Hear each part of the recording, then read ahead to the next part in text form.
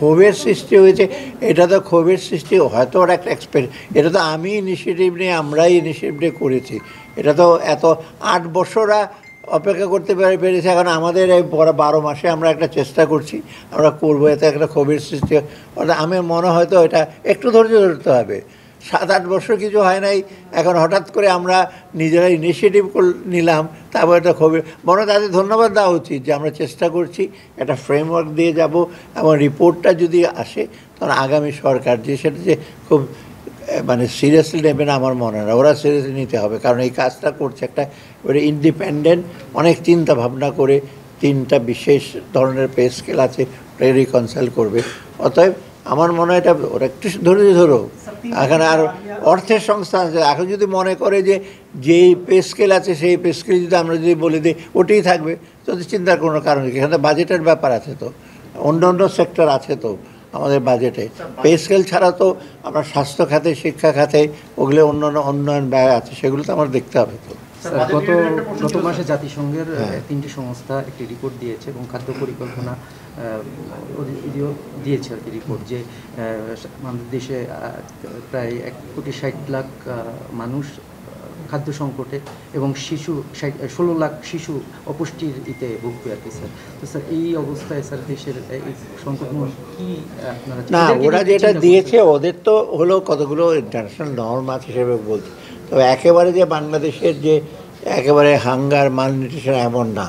আপনি দেখবেন এই সেক্টরে কিন্তু আমরা মোটামুটি পার্শ্ববর্তী অনেক দেশের চেয়েও বেটার। তবে আমরা একটু সজাগ যে একেবারে ব্যালেন্স ফুড এবং যেন খাদ্যদ্রব্যের জন্য কোনো ইস্যু না হয়, সেটা আপনি দেখেন যে ডেইলি যে আমরা ইস্যু করছি। পরশু দিন আমরা তো মিটিং করলাম, ওখানে আমরা ইনশিওর করছি আমাদের যদি স্টক যেন যথেষ্ট থাকে, এবং সাথে সাথে আমরা অলরেডি প্রেডিক্ট করেছি এবং আসলে প্রাইসও দেখতে এবার আমরা একটু সেফ সাইডে থাকার জন্য একটু দামও বাড়িয়ে দিয়েছি, ধানের দামও বাড়িয়ে দিয়েছি, চালের দাম হচ্ছে, যাতে ইসে করে হয়। 2টা দিক আমরা দেখছি, যাতে স্টকটা বাড়ে, সাথে সাথে কৃষকের জন্য না ক্ষতি হয়। কারণ ওদেরও একটা ইসে ব্যাপার, যেমন আমরা ধান কিনছি কেন, কারণ ধান না কিনলে হয় কি, অনেকে ধান নিয়ে বসে থাকে, ওই চাতাল মালিকরা এসে কোনো রকমের ধান নিয়ে চলে যায়, মানে অল্প দামে। অতএব আমরা যতটুকু পারি আমাদের সাধ্যমতো চেষ্টা করছি। এখন পারফেক্ট একেবারে করে ফেলতে পারবো না আমার মনে হয় না এখন পর্যন্ত কোনো ঝামেলা। এটা আপনারা জানতে পারবেন, তো ওইটা তো আমরা ডিসিশন নেবো 2 দিন পরে।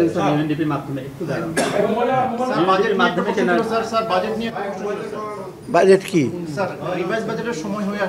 জানাবো আপনাদের। স্যার বলতে স্যার যে আপনারা যখন বাজেট দিয়েছিলেন এবং এডিপির যে সাইজ দিয়েছিলেন তখন বলেছিলেন স্যার যে এটা রিয়েলিস্টিক এবং প্র্যাগম্যাটিক ওয়েতেই করা হয়েছে। এখন শোনা যাচ্ছে স্যার বাজেটকে আবার কমিয়ে আনা হবে। তাহলে স্যার মানে প্রশ্নটা আসতেছে কিনা, তাহলে কি স্যার আগের যে প্র্যাগম্যাটিক ওয়েতে বা রিয়েলিস্টিক ওয়েতে করা হয়েছিল সেটা কি তাহলে ভুল ছিল? না, ও তখন ঠিক ওই সময়ের কনটেক্সটে ওটা রিয়েলিস্টিক ছিল। এখন আমরা যখন বাজেট ইমপ্লিমেন্ট করি, নানা রকম ইস্যুজ আছে। প্রথম হলো অর্থের সংস্থানের ব্যাপার, এনবিআরের বন্ধ থাকার ফলে আপনারা দেখেছেন রিভিউ ফলেছে, এটা আমরা যাচাই করছি। তারপর যারা ইমপ্লিমেন্ট করছে তাদের ব্যাপারে কিছুটা ইস্যু আছে, সবাই তো ইমপ্লিমেন্ট করতে পারে না সবভাবে, অনেক রকম ইস্যু চলে আসে। তো তবে একেবারে ড্রাস্টিক্যালি একেবারে আমাদের ওই বাজেট থেকে যেটা খুব বিরাট একটা ব্যত্যয় ঘটবে তা না, মোটামুটি কাছাকাছি। না পার্সেন্টেজ আমি এখন বলতে পারবো না। আমরা শুধু গ্রোথটা বলেছি, গ্রোথটা আমরা কমিয়েছি, তাই না? আর ইনফ্লেশনটা আমরা বলছি 7, ওটা 5 করেছি। এখন এই 2টা মেজর জিনিস আমরা রেখেছি। আর বাকিগুলো টাকার অঙ্কগুলো খুব বেশি হেরফের হবে তা মনে হয় না। আমরা দেখি শেষ পর্যন্ত যদি কতটুকু এডিপি। আর এক্ষেত্রে একটা সাপ্লিমেন্ট প্রশ্ন, সেটা হচ্ছে রাজস্ব বোর্ড তো এমনি লক্ষ্যমাত্রা অর্জনে ব্যর্থ হচ্ছে বারবারই। এই অবস্থায় পেট্রোলিয়াম কর্পোরেশনের কাছে রাজস্ব বোর্ডের পাওনা হইল প্রায় 3,000, একইভাবে পেট্রো বাংলার কাছে পাওনা হইল প্রায় 2500 কোটি টাকা। এই বকেয়া টাকা উদ্ধার করে উদ্যোগ ওরা আমরা তারা দিচ্ছি। এখন ওরা ব্যবসা করছে স্যার না, ওদের অনেক রকম ফ্যাক্টর আছে। ওরা যেই দামে আমরা কিনি পেট্রোলের, সেই দামে তো আমরা বিক্রি করতে পারছি না, আমরা তো প্রাইস আবার অ্যাডজাস্ট করতে পারছি না। অতএব ওদের দিকটাও আছে যে পুরাপুরি আমরা ওদেরকে অ্যালাউ করছি না ক্যালিব্রেট করার জন্য। আমরা